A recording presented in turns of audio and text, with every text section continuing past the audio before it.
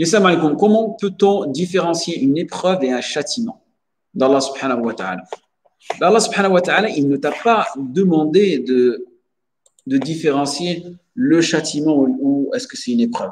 Parce qu'il y a des personnes, lorsqu'elles sont éprouvées, elles pensent que c'est un châtiment d'Allah subhanahu wa ta'ala. Et systématiquement, leur foi, elle baisse. Elles commencent à avoir des mauvaises pensées envers Allah subhanahu wa ta'ala.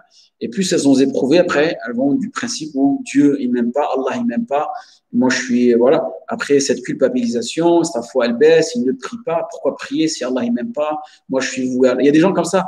Moi, je suis voué à l'enfer. De toute façon, moi, c'est fini. Voilà. Et parfois même, il tire des personnes avec lui. De toute façon, on est tous en enfer.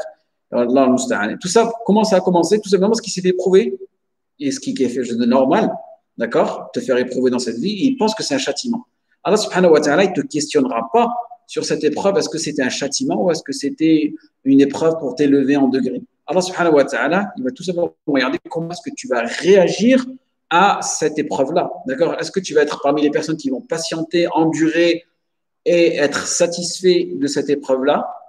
Ou bien est-ce que tu as des personnes qui vont mal se comporter, qui vont avoir une mauvaise pensée, qui ne vont pas patienter, qui vont commettre des actes qui sont pas en corrélation avec notre religion.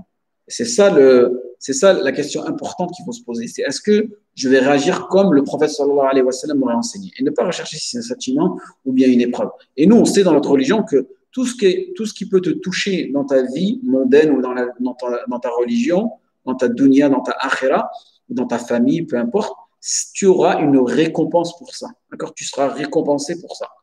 Et ça fait partie de la miséricorde qu'on a dans notre religion, la rahma, qu'Allah subhanahu wa ta'ala nous donne à travers toutes ces épreuves-là, qu'à la fin, tu es récompensé. Et comme on dit, il y a une règle qui dit, tu n'auras jamais deux punitions, deux châtiments, deux épreuves.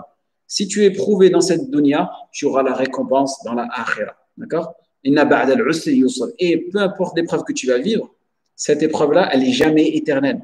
Toujours après la difficulté vient la facilité. Après la facilité vient la difficulté. Et vous-même, vous pouvez le voir dans votre journée, que vous vous réveillez le matin, vous pensez que la vie, le ciel vous est tombé sur la tête. À midi, on vous apprend une bonne nouvelle, vous êtes tout heureux, content.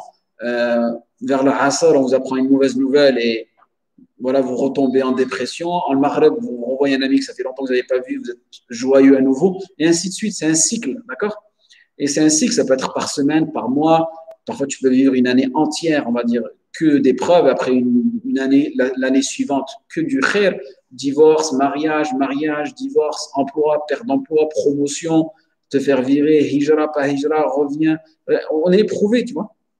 Et ça, il faut le comprendre, d'accord? Pour pouvoir toujours avoir des bons liens avec Allah subhanahu wa ta'ala. Et ne pas culpabiliser. Ça fait partie des. C'est-à-dire, le shaitan, il utilise toutes les ruses pour nous attrister dans notre quotidien.